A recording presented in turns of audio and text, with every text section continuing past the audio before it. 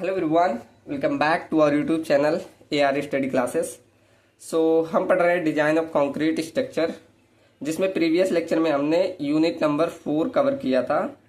और हम सिलेबस देखें तो कल हमने अपना सिलेबस में ये last topic ductile detailing as पर IS कोड कितना 13,920/2016 फॉर सिज्मिक डिजाइन, इस आधार पे हमने डक्टाइल डिटेलिंग भी देखा था। ठीक, आज हम अपना 5वां यूनिट स्टार्ट करेंगे। और 5वां यूनिट आपका बेसिक 2 चैप्टर है। इसमें पहले डिजाइन ऑफ फिटिंग पढ़ना है, उसके बाद रिटेनिंग वॉल के बारे में, इसके बारे में पढ़ना है। ठीक, तो सिलेबस में क्या क्या लिखा है कि design of isolated and combined और स्ट्रैप फिटिंग, इनकी डिजाइनिंग आपको करनी है। उसके बाद आपको मेनली इसमें देखा जाए तो आइसोलेटेड सबसे इंपॉर्टेंट होता है, और कंबाइंड स्ट्रैप इनकी भी डिजाइनिंग हम देखेंगे, लेकिन सबसे मेन ये आपका आइसोलेटेड, ये काफी बार पूछा गया है। ठीक, चलो अब और अच्छे दिख रहा होगा। उसके बाद हम देखेंगे, आगे लिखा है structural behaviour of cantilever and counterfort. RW मतलब यही retaining wall, and designing of retaining wall, वो भी कैंटिलीवर टाइप, एक ही बोला है तो यही देख लेंगे कैंटिलीवर टाइप का। ठीक, उसके बाद है stability analysis, overturning, sliding and bearing capacity consideration, ये देखेंगे। तो ये रहा आपका 5वां यूनिट का सिलेबस। ठीक, तो अगर देखें तो इसमें मेनली 2 ही चैप्टर हैं, एक फुटिंग की डिजाइनिंग और रिटेनिंग वॉल की डिजाइनिंग। तो ये 2 हमारा सिलेबस है। ठीक, चलो तो स्टार्ट करते हैं यूनिट नंबर 5। आपके यूनिट 5 में 2 चैप्टर हुए हैं, एक फुटिंग डिजाइनिंग और एक आपका रिटेनिंग वॉल की। तो पहला आप ऐसे चैप्टर डाल सकते हैं फुटिंग डिजाइनिंग। आप लोग फाउंडेशन डिजाइन में पढ़ रहे होंगे, फुटिंग के बारे में पढ़े होंगे, तो यहाँ भी आपका रिवीजन हो जाएगा। आज हम फुटिंग डिजाइनिंग के बारे में बेसिक क्लास करेंगे। ठीक, चलो तो फुटिंग डिजाइनिंग क्या होती है। जैसे आप सभी को मालूम होगा, हमारा स्ट्रक्चर 2 पार्ट से मिलकर बना होता है, एक सुपर स्ट्रक्चर, एक सब स्ट्रक्चर। पूरा लिखते जाऊं, यहाँ देखो मैंने बोला स्ट्रक्चर कंसिस्ट ऑफ 2 पार्ट्स। कौन कौन से? एक आपका होता है सुपर स्ट्रक्चर और एक आपका होता है सब स्ट्रक्चर। सुपर स्ट्रक्चर, अब सुपर स्ट्रक्चर क्या है? सुपर स्ट्रक्चर और सब स्ट्रक्चर।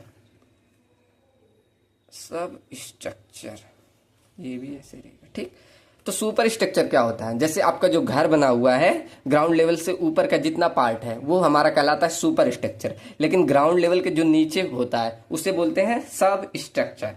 ठीक, तो इसी में हमारा क्या फाउंडेशन बना होता है। ठीक, तो यहां पर लिख लेंगे part of structure on which the building stand is called footing. तो ये एक बेसिक डिफिनीशन हुआ फुटिंग का। फुटिंग बोले या फाउंडेशन बोलो, एक ही चीज होता है। ठीक, इसे फाउंडेशन या फुटिंग दोनों। Part of structure on which the building stand is called footing या फाउंडेशन, आप जो भी बोले। ठीक, और भी पॉइंट लिखेंगे इसमें, क्या क्या। चलो एक पॉइंट लिखते हैं कि यह हमारा फुटिंग जो होता है ऐसा स्ट्रक्चर का पार्ट होता है जो सुपर स्ट्रक्चर से आने वाले लोड को कहां पर नीचे ट्रांसफर करता है। ठीक, तो लिखेंगे it is a structural element below the ground level। हम यहाँ फुटिंग की बात कर रहे हैं, यहाँ मतलब footing is a structural element below the ground level that transfer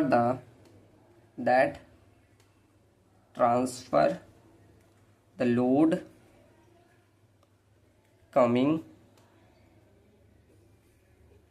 coming from superstructure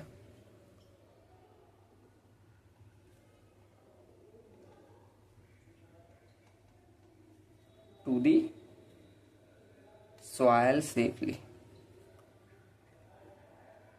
ठीक, तो यहां क्या मैंने लिखा कि it is a structural element below the ground level that transfer the load coming from the super structure to the soil safely.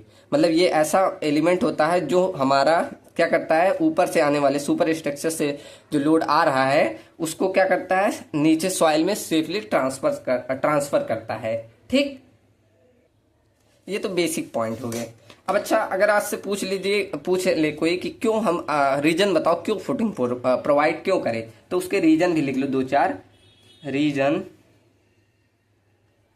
To provide foundation,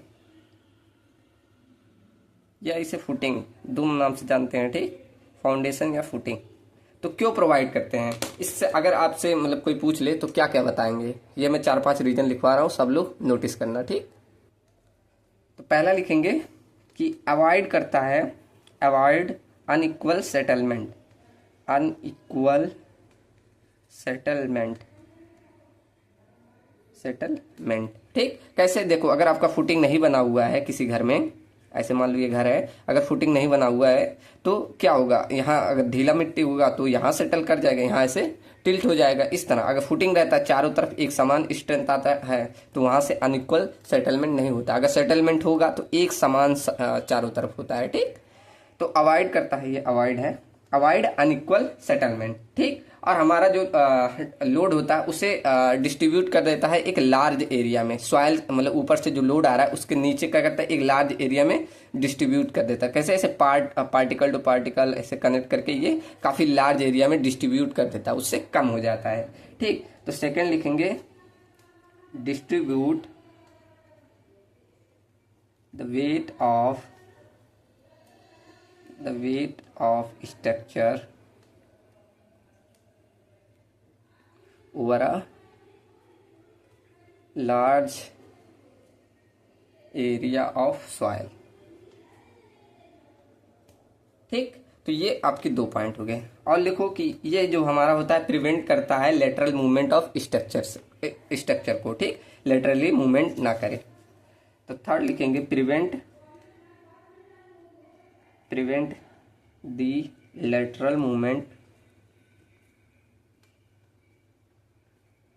lateral movement of structure।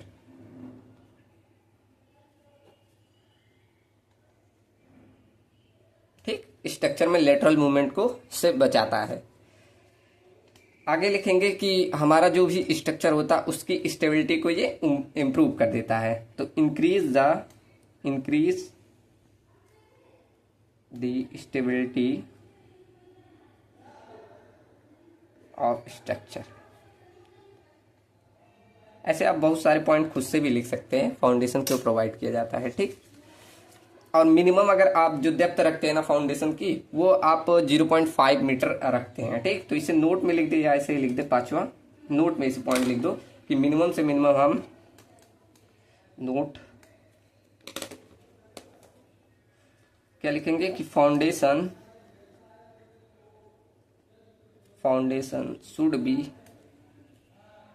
Should be located at 0.5 metre minimum depth.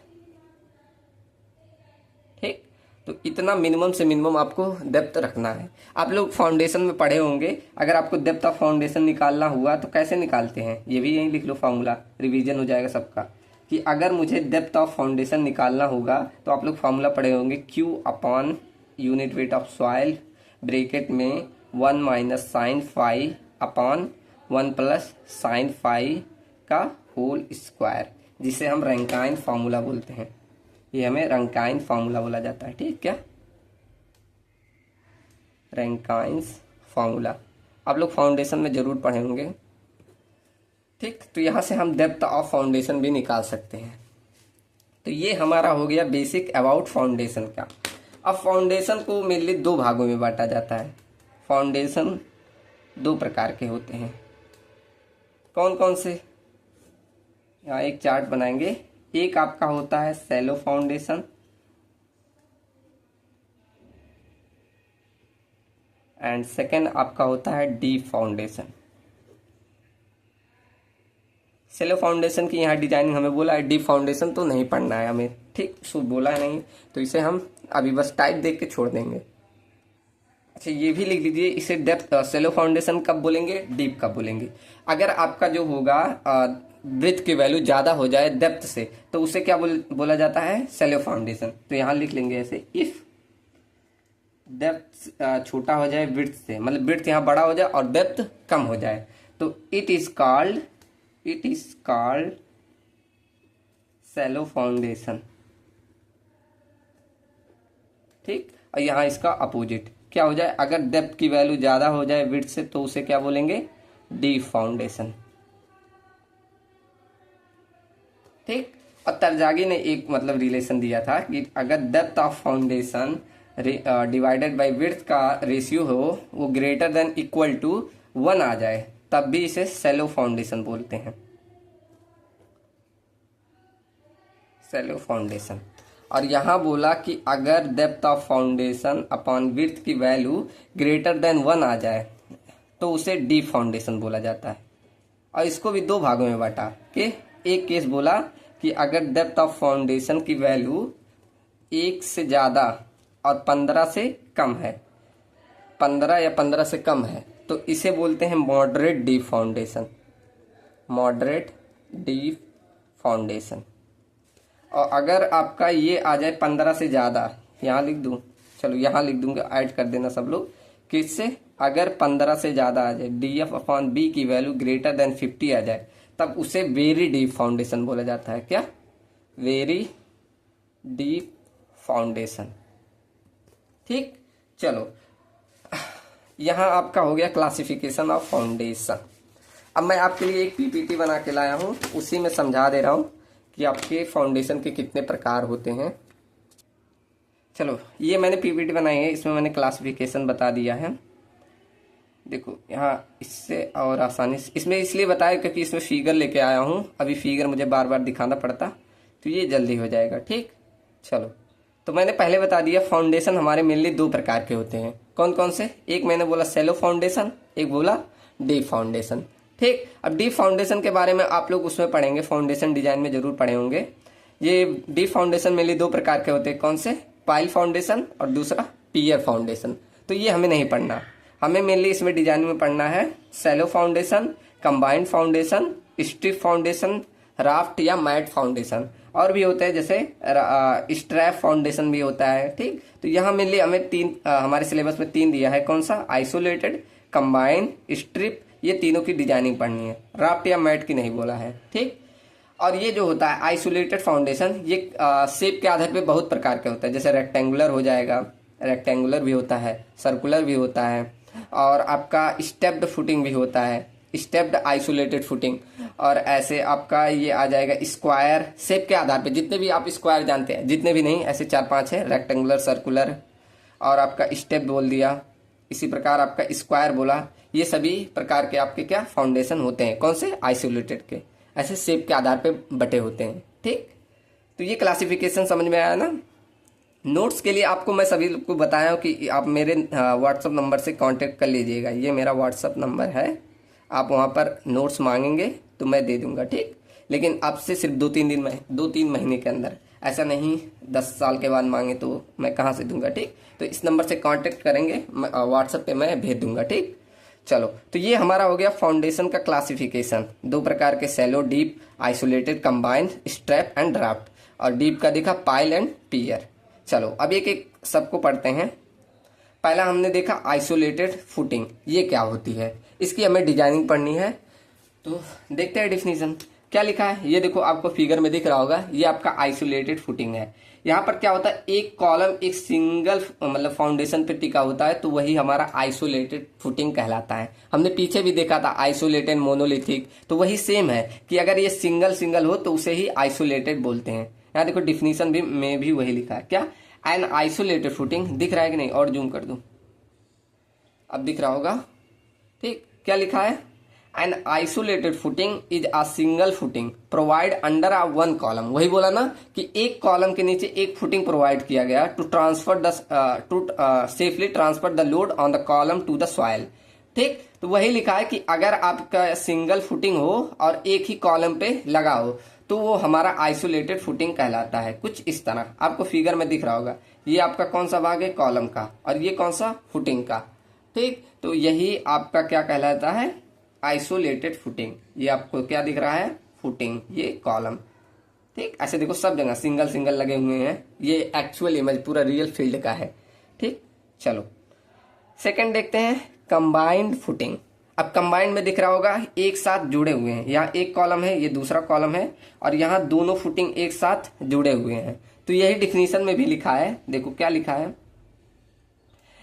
Zoom कर दो इसको, देखो क्या लिखा है, a combined footing is a type of foundation that support two और more column. ये दो या दो से अधिक कॉलम को सपोर्ट करे together in a single footing. एक ही फुटिंग में दो या दो से अधिक कॉलम को जब ये क्या करे, सपोर्ट दे, तो वो हमारा कंबाइंड फुटिंग कहलाता है। कुछ इस तरह ये आपका एक्चुअल फील्ड का ये भी इमेज है, किसका, कंबाइंड फुटिंग का। देखो यहाँ पर दो कॉलम को एक ही फुटिंग क्या कर रहा है, सपोर्ट दे रहा है, तो वो हमारा क्या हो जा रहा है, कंबाइंड फुटिंग।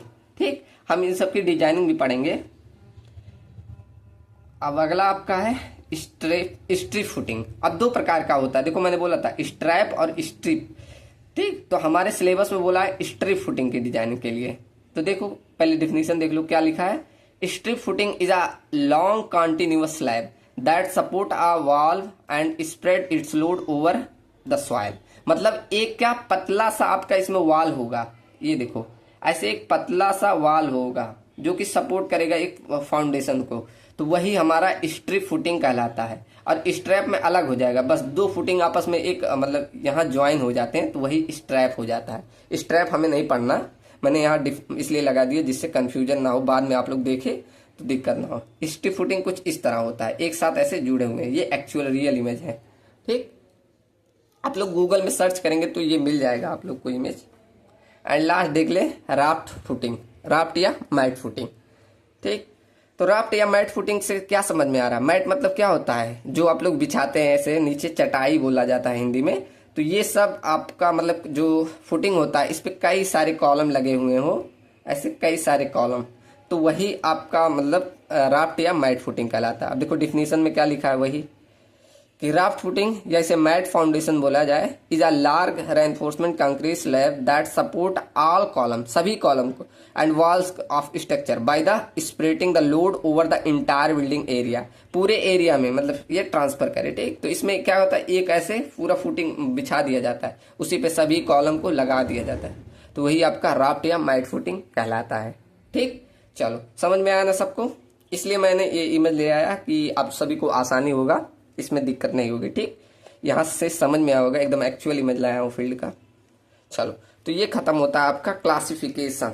यहाँ आप लोग ऐसे क्लासिफिकेशन लिख के ये सब लिख लीजिएगा जो बोला हूँ। ठीक, चलो अब पढ़ते हैं डिजाइनिंग पे। तो आज हम पढ़ेंगे सिर्फ IS कोडल प्रोविजन क्लास। पहला हमें पढ़ना है आइसोलेटेड फुटिंग, तो यही हेडिंग डालो, आइसोलेटेड फुटिंग, आइसोलेटेड फुटिंग। अब आइसोलेटेड फुटिंग मैंने क्या बोला कि अगर हमारा एक कॉलम एक फुटिंग पे लगा होता है तो उसे हम आइसोलेटेड फुटिंग कहते हैं। तो यहाँ वही छोटा सा डिफिनेशन लिख लो कि if one footing is for one column और wall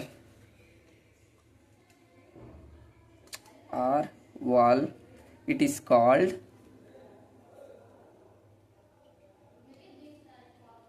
called isolated footing। ठीक, तो ये हमारा हो गया आइसोलेटेड फुटिंग के बारे में। अब बढ़ते हैं IS कोडल प्रोविजन क्लास पे। अब इसके डिजाइनिंग से पहले हम हमेशा पढ़ते हैं IS कोडल क्लास, तो यहां भी लिखो IS कोडल प्रोविजन। क्या क्या हमारे IS कोड ने बताया है इसके बारे में वो यहीं देख लेते हैं। तो पहला डालो minimum nominal cover,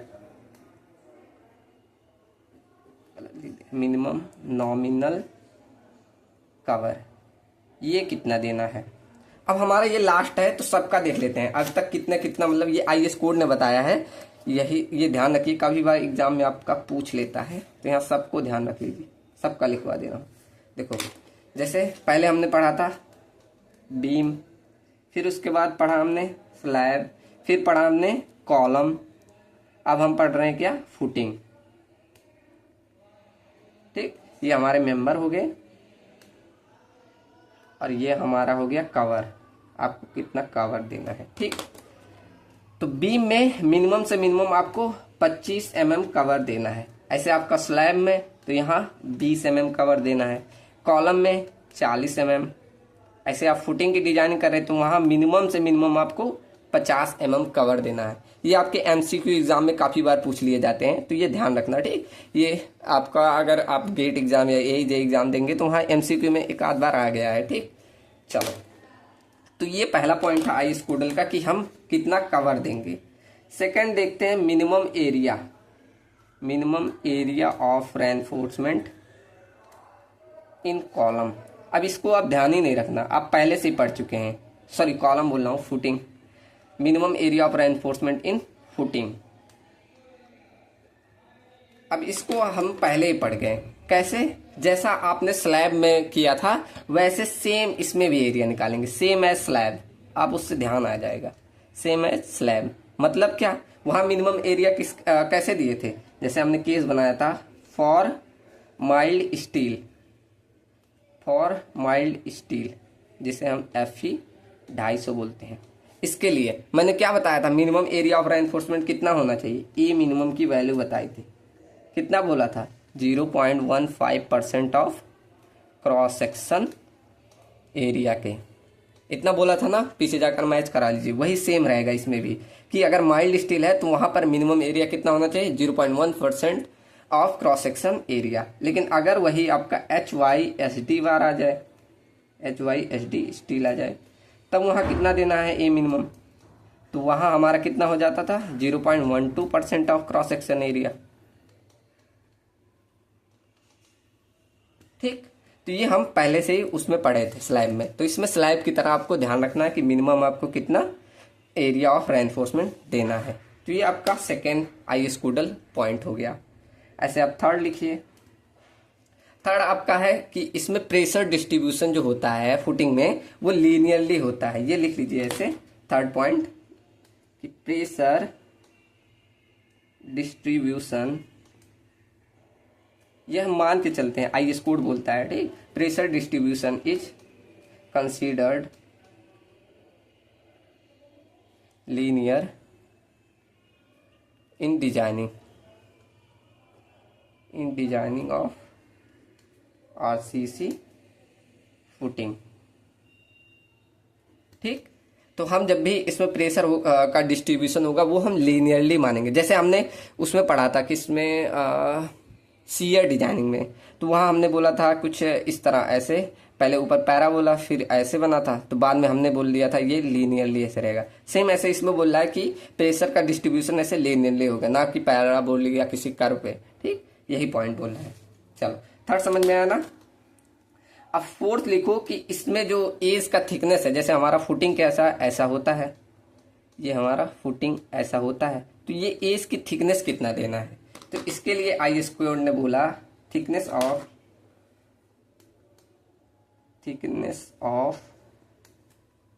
as of footing. अब इसके दो केस हैं कि अगर आपका फुटिंग सॉइल पे है, जैसे ये हमने एक फुटिंग बनाई, ये अगर सॉइल पे से है, सॉइल पे बना हुआ है, और एक बनता है अगर आपका ये नीचे पाइल्स प्रोवाइड किए गए हैं, मान लो ऐसे नीचे पाइल्स डाले हैं, तब आपका एज थिकनेस डिफरेंट होता है। कितना होता है, अगर ये सॉइल पे है तो ये 150 mm होता है, अगर यही ये पाइल्स पे प्रोवाइड किए गए तो इनकी थिकनेस 300 mm होती है। ठीक, तो यहाँ लिखेंगे केस नंबर फर्स्ट कि अगर ये क्या हो, सॉइल पे प्रोवाइड किया हो, इफ फुटिंग इज टेकन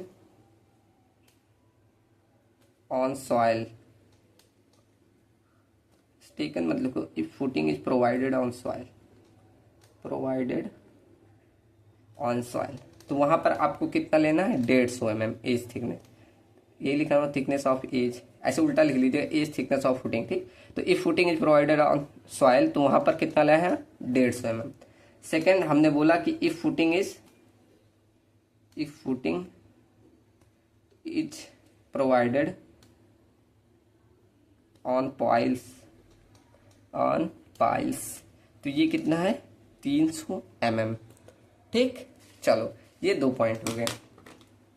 अब यहां हमने नॉमिनल कवर तो देखा था, ये फुटिंग के लिए होगा 50 mm। लेकिन अगर यही केस होता है कि फुटिंग अगर आपका पाइल्स पे प्रोवाइड किया गया है या आपका सॉइल पे, तो उसके लिए अलग अलग हो जाता है। यहां 5वां पॉइंट यही लिखिए, nominal clear cover. Nominal clear cover कितना देना है, तो पहला आप डालेंगे कि अगर आपका पाइल्स पे प्रोवाइड किया गया है तब, और सेकंड अगर सॉइल पे। ठीक, तो if the footing over the pile, अगर पाइल पे प्रोवाइड किया गया है तब आपको क्या करना है, minimum nominal clear cover is does not greater then 50 mm। 50 mm से ज्यादा नहीं होना चाहिए। ठीक, ये दिख रहा है ना, ये 50 mm लिखा हूं, 50 mm से ज्यादा नहीं होना चाहिए। सेकंड, अगर यही आपका सॉइल पे प्रोवाइड किया गया हो, if footing over the soil,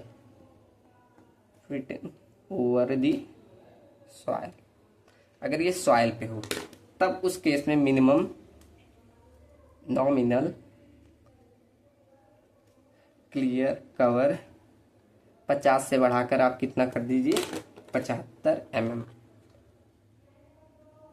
ठीक, तो ये तो आपका हो गया कि अगर पाइल्स पे प्रोवाइड किया गया और आपका फुटिंग सॉइल पे प्रोवाइड किया गया, तब आपको कितना नॉमिनल क्लियर कवर देना है। ठीक, क्लियर कवर मतलब समझ रहे हैं ना, ये आपका कितना सरिया ऊपर नीचे प्रोवाइड करना है। ये तो नीचे की बात हो गई, लेकिन हम यहाँ पर साइड्स में भी प्रोवाइड करते हैं और यहाँ ऊपर टॉप में भी क्या करते हैं, फुटिंग में सरिया प्रोवाइड करते हैं। तो इसके लिए भी हम यहाँ नॉमिनल कवर कितना प्रोवाइड करेंगे,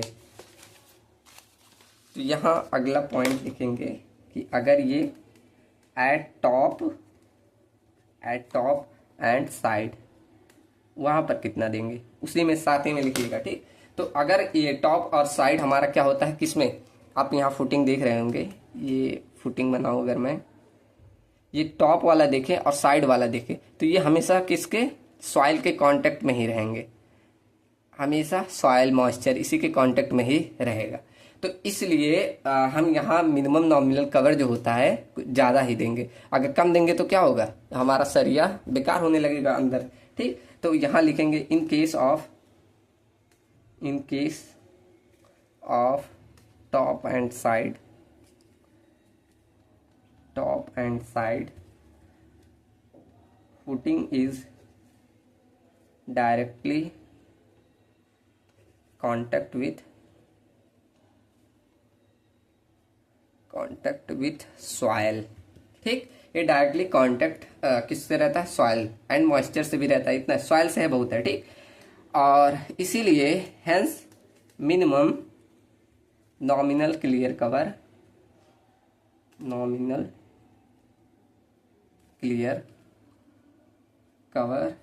is does not greater than equal to 75 mm।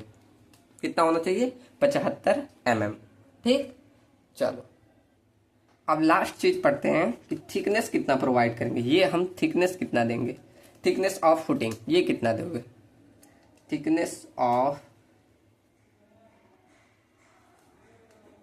Footing ये कैसे मतलब निकालोगे, इसको निकालना पड़ता है आपको।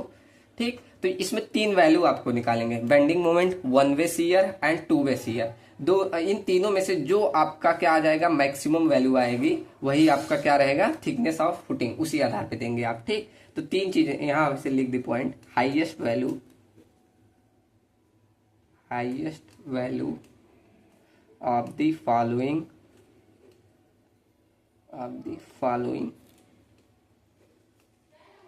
3 will give the thickness of footing। Thickness of footing. ये जो तीनों है उनमें से जो हाईएस्ट वैल्यू है वही आपका क्या देगा, थिकनेस ऑफ फुटिंग। कौन कौन सा तीन चीज, ए बी सी। पहले मैंने क्या बोला था, bending moment, bending moment, and second बोला था one way shear, one way shear, and third बोला था मैंने two way shear, two way shear. इसे पंचिंग सीयर भी बोला जाता है, पंचिंग सीयर, पंचिंग सीयर। ठीक, तो इसके आधार पे हम क्या निकालेंगे, थिकनेस ऑफ फुटिंग। ठीक, समझ में आया ना। ये आपका बेसिक आईएएस कोडल क्लास था, सब लोग लिख लीजिएगा। कल हम पढ़ेंगे, अब यहां से आपका क्लास एंड होता है और हम कल स्टार्ट करेंगे design of isolated footing, isolated footing. ये आपका बेसिक इंट्रोडक्शन क्लास था। अब ज़्यादा बड़ा अभी डिजाइनिंग बताऊंगा तो काफ़ी लंबा लेक्चर हो जाएगा, तो इसीलिए इतने पे ही छोड़ते हैं। ठीक, और आप लोग को समझ में आ रहा है कि नहीं, सभी लोग बताइएगा। ठीक, चलो मिलते हैं कल के लेक्चर में। Thank you so much and thanks for watching.